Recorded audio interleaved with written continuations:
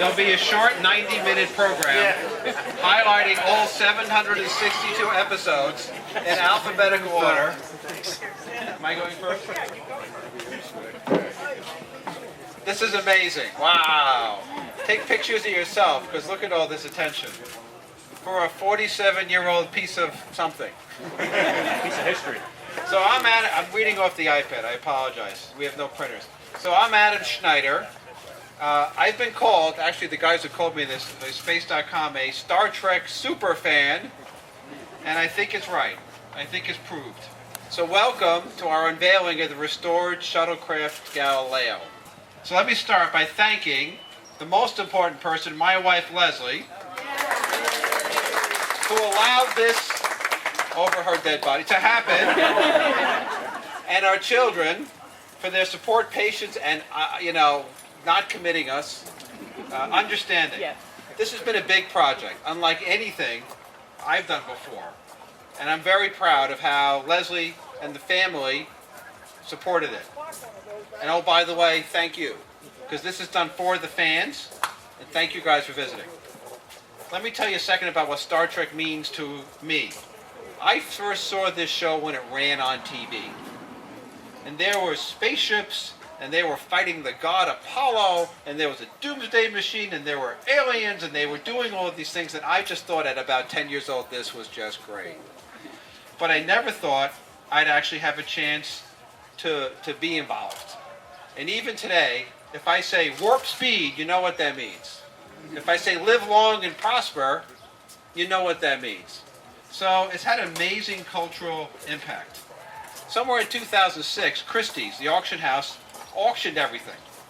I kind of fell in by accident, and right in the big lobby was the Starship Enterprise, and like my head went cuckoo. I imprinted on it like a chicken prints on his mother. And I said, I really need some of those, and over the couple of years, I'm kind of the model guy who collects and then fixes them up. Well, we kind of fixed this one up, so we'll see soon. So let's talk a little bit about Galileo. This was built for the first season. Aired in January 1967. Never before had TV or movies shown a big spaceship in orbit and a little lander. And they built this to get everyone in trouble.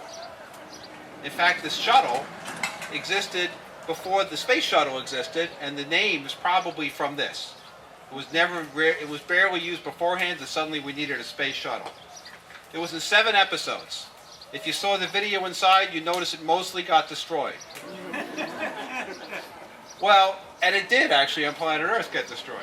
It was built by a car legend, Gene Winfield. And by the way, Gene is 85 years old, still customizing cars, and helped us with this. So kudos to him. After Star Trek, it was donated to a school for the blind. Not obvious why you'd want this at a school for the blind, but it was. And then they, strangely enough, almost immediately sold it and moved it to various other owners. The auction, prior owner, was held last year, almost a year ago. And the truth is that this thing is basically unprecedented. This is easily the largest Star Trek prop in the wild. This is a spaceship. It's not a chair. It's not a ray gun. It's a spaceship. And one of the people who knows this is probably the most significant prop in TV history in the wild. So Leslie and I acquired it. I'm the model guy. And our plan right away was to buy it, figure out what to do to restore it, and donate it so you guys could visit it forever, because it will not be here forever. So I was told by an awful lot of people that it was too far gone. I was told by many, too many years had passed, that it was going to be too hard. Well, we'll take off the top in a minute, and you guys be the judge. And to be very honest, when we saw it, we really decided that it could not stand another half-hearted restoration. We needed real professionals to do the work. We needed amazing facilities. We needed a shop. We needed people who knew how to do this. So we went for something that was at truly professional level. And fortunately, somehow near us in New Jersey, we found Master Shipwrights. Hans and team.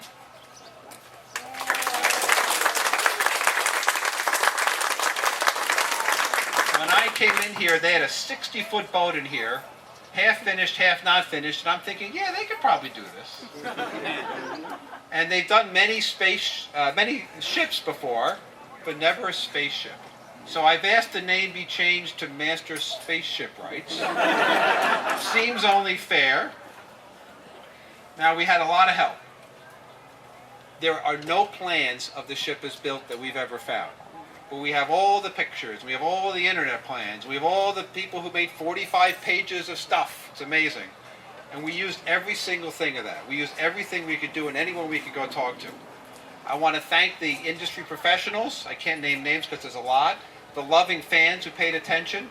There's whole pieces that were built by fans and added in. Thank you. And we're very done. Now the work is complete. We think this restoration is just under the highest standards. I'm grateful to Hans and the Master Shipwrights crew. I think they're mostly insured, so you'll find them, for pouring their time, their energy, and their amazing skills in the project. Despite spending 50 years basically outdoors, built for a prop to last a year or two, she's ready for her next journey. So what's next? The plan was always to donate. And frankly, that was the plan. Figuring out what to do and donate is not so easy. We managed to get agreement to donate it to Space Center Houston, the visitor center for NASA, the home of America's manned space program. They have an enormous facility. They get 700 or more thousand people a year visiting. This will be the centerpiece in their display showing the linkage between science fiction and real space travel. It goes there starting on Monday. The grand opening, I guess you're all invited, is July 31. And this will be the iconic piece and the best possible home at the gateway of the manned space programs. And one more thing, we'll be dedicating Galileo, and all of us at my family and Master Shipwrights are very proud, but this is for the fans, for the people who dream about space, for the people who say, gosh, I'd like to build one of those one day. This, guys, is for you. So, Leslie? Can we display? All right, gentlemen, now's the time.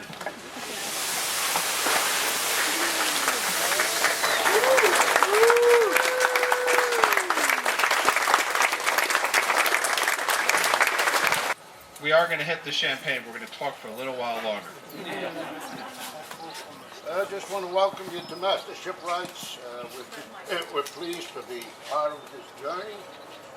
Thank you, Adam and Leslie, for selecting us for the restoration of Unveil.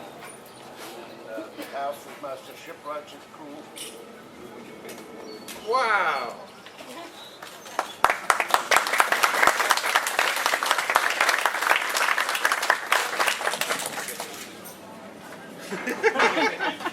We like your speech. We did it. Leslie, your turn. Okay, so I'm last speech. I'm Leslie, I'm Adam's wife. First of all, I'd like to thank all of our family and friends for turning out today to celebrate the completion of the Galileo restoration with us. People often ask me, what do I really think of my husband's great passion for Star Trek? Don't tell them! Well, to me, the best part of Star Trek has always been all the people that we have met along the way. So, to everyone here today, old friends, new friends, the people of Master Shipwrights, everybody welcome. Next, I'd like to thank Hans Makaitis and the Master Shipwrights team. They are the real heroes of this adventure. Their expertise has made this renovation a resounding success. So I'd like to give a big shout out to Hans, Kenny, John, Mark, Mario, Frank, Dennis, and Bill. They're all back there in their shirts.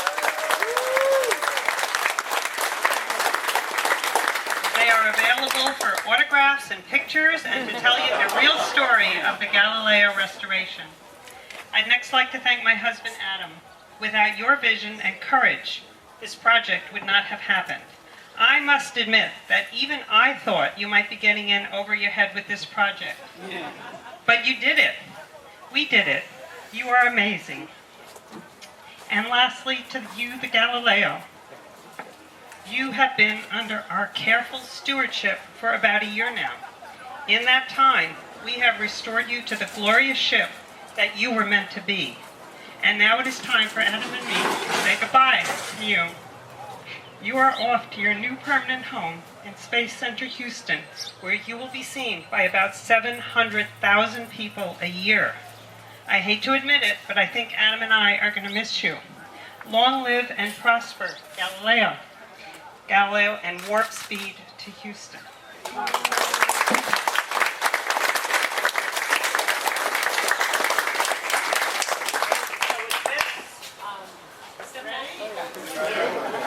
Proverbial bottle of champagne and everything.